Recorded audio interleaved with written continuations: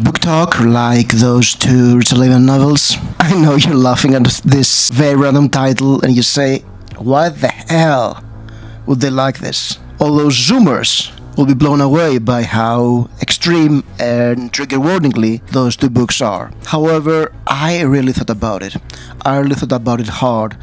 50 pages into the first book, Darkness Tell Us. And you know, it's not a random question, it's a very serious one, because while this is a Richard Laymon book and it comes with all the trigger warnings you can imagine, it also is not that far from what booktalkers would read back in the 80s. Like it's horror novel, a splatterpunk novel. It actually reads more like a mildly spicy romance adventure, with a maniac with a machete being around and some supernatural elements. And also there is this cover with the Ouija board and the whole gimmick of the Ouija board and the seance and the spirit telling kids go find a treasure, etc. But then I realized that this book is written in third person, so there's no way in hell Booktok can handle this. And Darkness Tell Us, the first book in this collection, is actually a great book to read everything good and everything bad about Richard Laymon at the same time. So the whole idea is that we have a group of 6 students. They're having a party. They study English at college, and their professor, Professor Dalton, is organizing the party, and the students find that she has a Ouija board, and the professor is adamant that no, you shouldn't play with this thing, nothing good comes out of it, but they ignore her, and they start to do a seance, and a spirit comes and tells them that they'll find treasure. Of course, this is a Richard Laymon novel, so that means that the spirit has a girl, Angela, who is the weirdo of the group, take off her blouse, and our main character is called Herbert, I believe. And Herbert is sort of a weirdo too. He's more introverted, more sensitive. He has a huge crush on the professor, and he's not a manly man like the other 2 guys in the group. Well, I don't remember the names, don't ask me for names. I don't remember names for everybody. And this is the big jock guy who is an English major, and also his girlfriend, who is the very beautiful cheerleader type. But Herbert, a guy who is actually quite like Rupert from Ireland, the previous book I've read. He has a huge crush on Professor Dalton, and he's a bit inexperienced in love, just like Rupert, but he's less creepy actually. And so, as I said, Angela, the widow girl, takes off her blouse. Her bra is almost see-through, and well, he thought that this girl was a weirdo. He takes a look at her breasts and falls in love with her. So, long story short, the spirit has the students go on a treasure hunt at the mountains, and so they steal the Ouija board from the professor, and in secret they go to the mountains to, find the treasure. At the same time, the professor has unexpected guest. You see, she was married to Jake, who was a police officer who passed away, and Jake had a brother, which I don't remember what his name is, but I call him Richard, just in case. And so he returns home, and he has a heart-to-heart with Professor Dalton, who also has a name, but I can't recall it, alright? I'm bad at names. So just stick with me. Because I'm gonna be like, oh, this guy. It's not a big cast, so don't worry about it. So he returns, and he was in the mountains. He was the younger brother, who was more like an introvert and sensitive and stuff. And one day, out of the blue, he disappears, and Professor Dalton is very worried about him. And he returns and says like, where have you been? Why do you live? And he's like, I was in love with you from the first time I saw you, and I just couldn't handle it. So we have another love story here. There's a lot of love stories and romances, and also about 20 rums. Alright, we should not forget the rum count. The rum count is about 20, which is a very decent number for a Laymon novel, not too few, but not one every second page, like in, say, Flash. So we have, he says, I was in love with you and I left because I couldn't handle it. And here comes the big romantic scene you'll wait for. He says, I might have raped you, because it's Richard Laymon. And the professor replies, it wouldn't be rape if I let you. Ladies and gentlemen, this is romance. This is how romance is written. Richard Laymon, ladies and gentlemen. Yeah, that was a very baffling scene that made me laugh out loud. And I was like, no way in hell, this book is gonna be a mess. It has everything good and everything bad about Richard Laymon. Alright, so we have Herbert, and he goes to retrieve Angela from her house and finds out that she is not only, the weirdo, but is also living with a creepy old man who has some sort of financial domination on her and punishes her for going out to the party. And so they have a fight, and they go to the mountains. And let me talk about the other two students that I haven't mentioned. I think the third girl is called Doris, and Doris is the fat girl. She's the obnoxious fat girl that nobody likes, that she's very headstrong. She's a bitch. Alright, she's a bitch. She's basically a bitch. And there is also this other guy who is a jock, but he's a fat jock, not a well-built bodybuilder type of jock. And he's also kind of an asshole. He's a creepy asshole. The other guy is more like the typical American hero. So they go to the mountains, and as they're in the mountains, they find out that they're not alone. There is also this bodybuilder with a machete and sunglasses, and he's wearing only a Speedo, and he's out there and tries to capture Doris. But she just, falls from high into a lake, and she is saved, I guess. So yeah, there is this maniac in the mountains. Yeah, because it's Laymon. There are a lot of those cringy stuff happening, those non sequitur Laymon moments, like, a girl taking off her blouse out of nowhere, and there is this queer-coded maniac. No, he's not queer-coded, actually. He's from San Francisco, and it's also told to us that he's bisexual by the spirit, Butler, the spirit on the Ouija board. So yes, all this happening, the professor and her brother-in-law, who now they had a night of hot sex, they find out that the Ouija board is missing, so they go to the mountains trying to find the missing students because something bad is happening. Actually, there is a very atmospheric scene, a very atmospheric flashback of when Jake, his brother, and the professor had a seance. A spirit came and told Jake that he's going to die, and he died. He was shot in a supermarket during a robbery.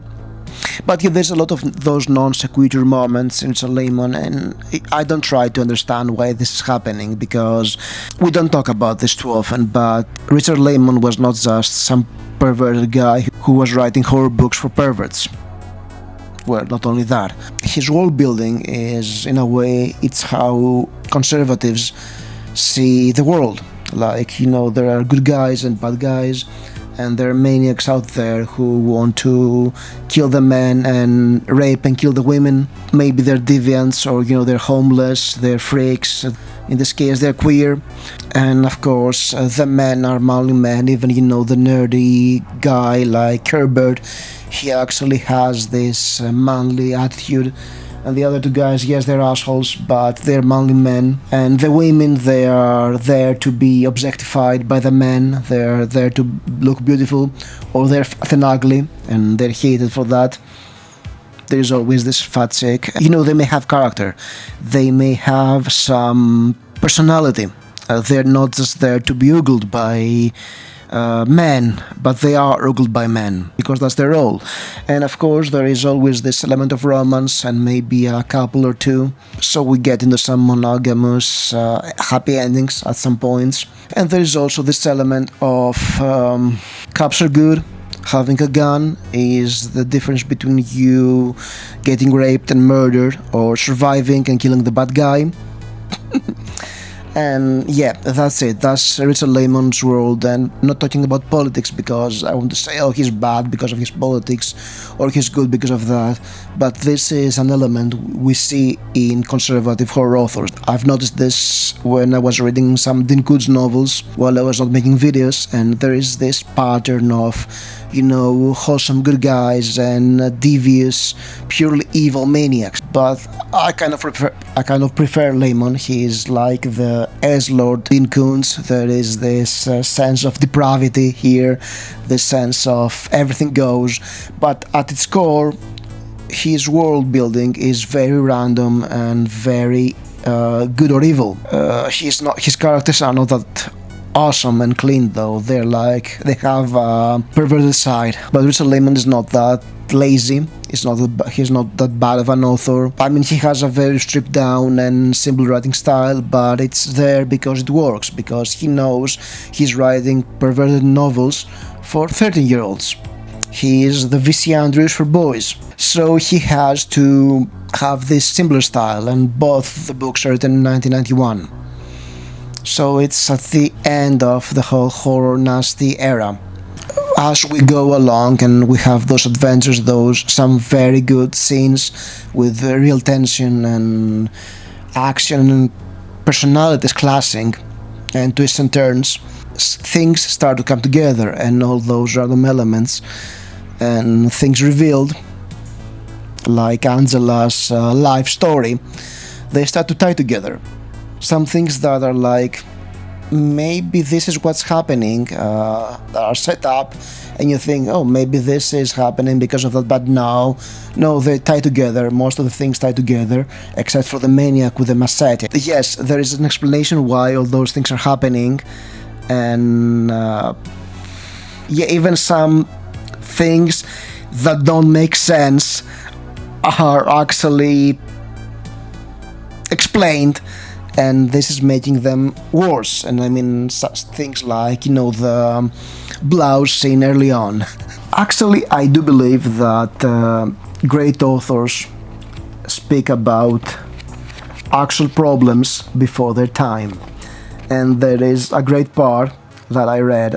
Yes, there is always the romance scene, but actually, Richard Laymon does address the body count issue. Body count is this manosphere thing where if a woman has many sexual partners, she's dirty and you should avoid her. So we have Herbert, who is kind of shocked after Angela tells him about her life. And I said, Herbert, it's Howard, not Herbert.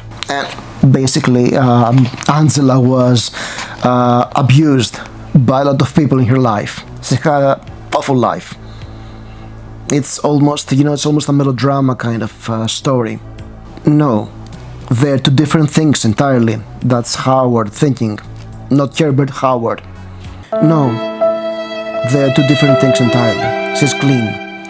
Nothing still on her from those people. Nothing in her. And here comes the great part where Richard Laymon uses facts and logic to destroy red pill ideology.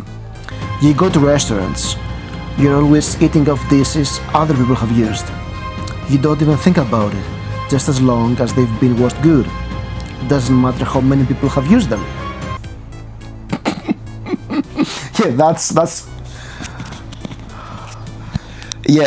Geeks and Ghouls, that's literature. That's literature. That's the guy who wrote the worst horror short story I've ever read, talking about the body count 34 years ago. That's insane. That's the writing you'll expect in this book.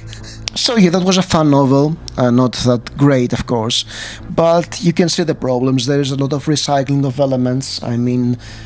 This feels like it's a rewrite of Dark Mountain because there's the supernatural element, this bubbling full of maniac on the mountains, and Herbert is a lot like Rupert from Ireland, the first book I've read for Reading and Rumps.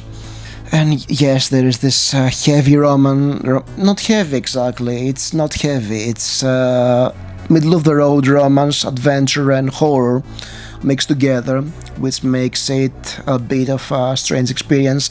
Like, it feels like there is a good book in this one, but it's just not exactly there.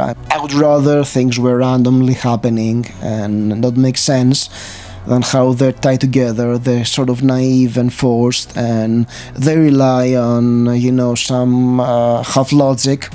But yeah, that's just a Laymon. I'm not expecting too much logic in his books. I think that his books demand a suspension of disbelief to be enjoyed. They're more fun because of that, come to think of it.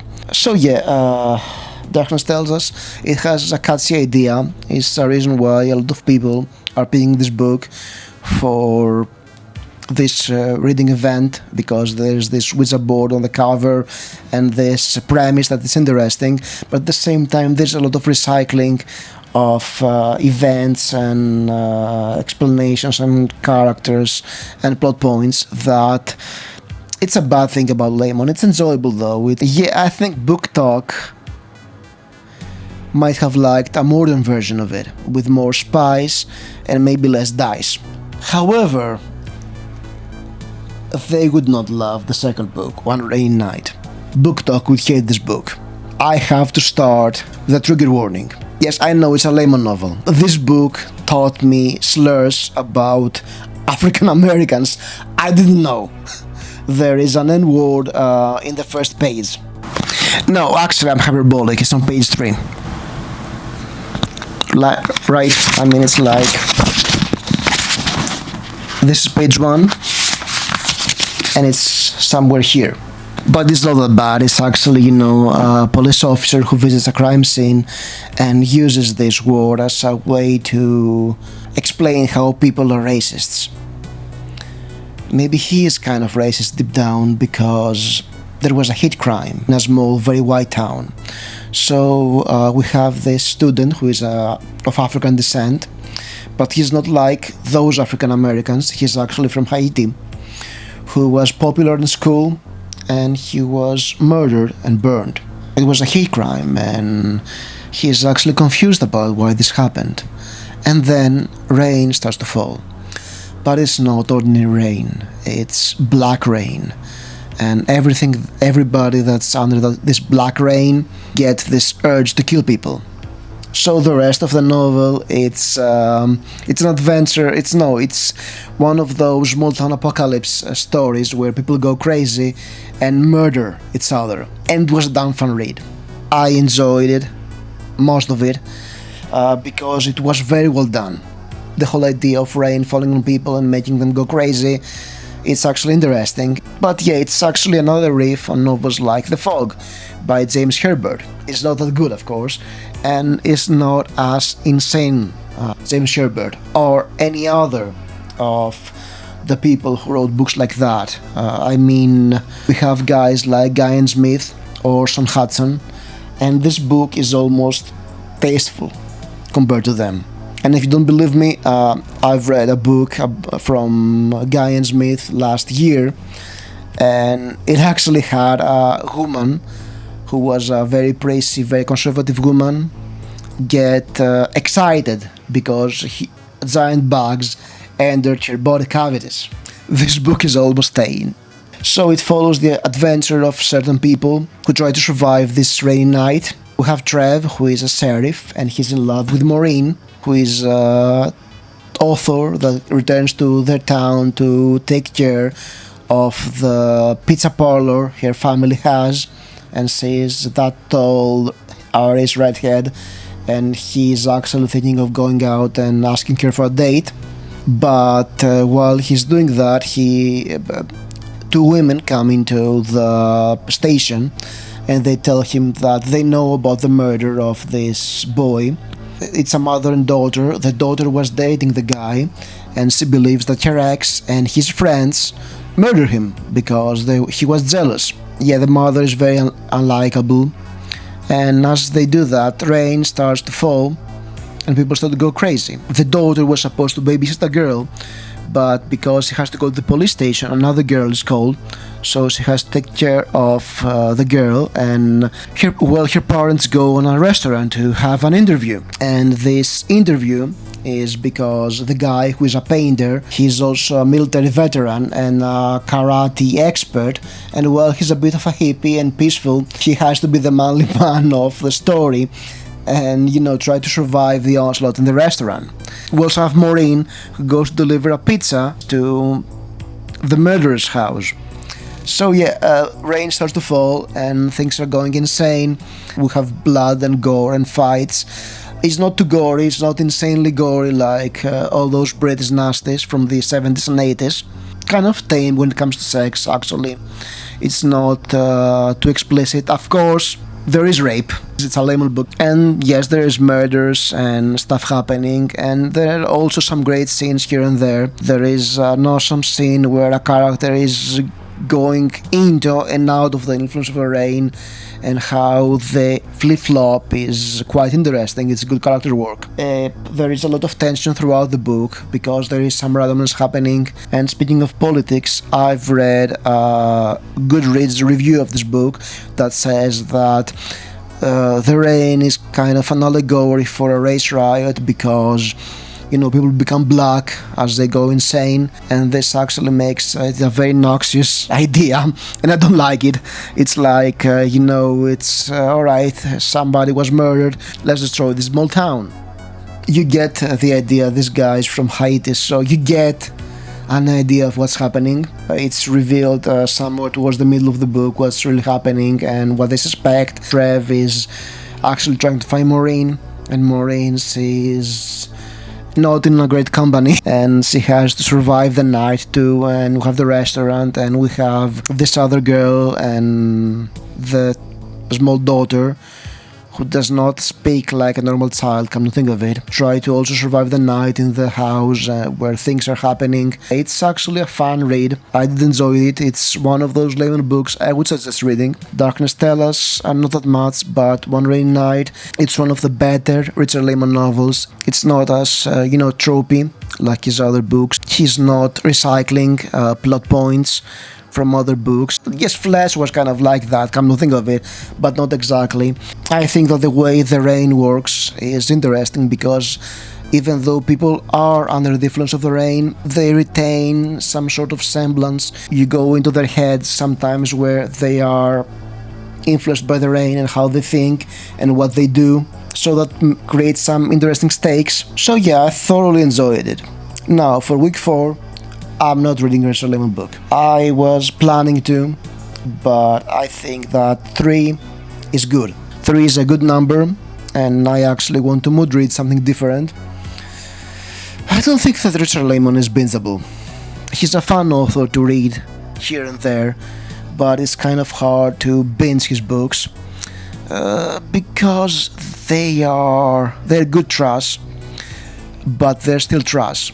And they're not trashy enough, at least in his era in the late 80s, early 90s. He's actually evolving into being a good author. I remember that Edward Lorne, which I don't know if he still has a YouTube channel, and what's its name, but he was telling that a lot of people try to write like Laymon and they fail because they just have a lot of sex and gore. But Richard Laymon was actually a good author that was writing those stupid books. And that's the reality. Here he's a good author. He's turning out some semi-decent books that maybe they're a bit silly, maybe they're a bit tropey for a reason. Maybe they're not that too involved in the supernatural element, or it doesn't make sense, but he was not writing about the supernatural in most of his books. In his mind, he was writing crime novels. There is a supernatural race riot and on One Rainy Night, but it's like The Crazies or another tropey horror novel. They're books to read during a week when you're too busy and you want to read something unchallenging and maybe a bit perverted and dirty and gory. But 4 Laymon books in a month, that's a bit too much. He's a lot of fun, but it's not like you get something different at every book. He's solid. Yeah, out of those horror hacks from the 80s and the 70s, he's a good one. He's like, he's on the same level with someone like Guy Smith or Graham Masterton, but they're not to be read in a quick succession either. They're like, you can't spend a month reading Laymon novels or Masterton novels or Guy Smith novels. They're fun, but they're what they are. And yeah, I mean, I enjoy reading book 1, 2, maybe Darkness Tells kind of broke me because of the similarities it had to The Island. On Rain Night was a nice change of pace, but I don't think I'll read another one for this month. Maybe I'll do some more books later in the summer or during autumn. I've got plenty of them to read yet. So that was my review for those 2 books. I don't think Booktok would like them, but I don't care. I'm not a booktalker. I mean, this video is long enough and I'm doing 2 for 2. I'm also old and male, alright? So, whatever. If you've read these books, I'd love to hear your opinions about them. And as always, stay spooky.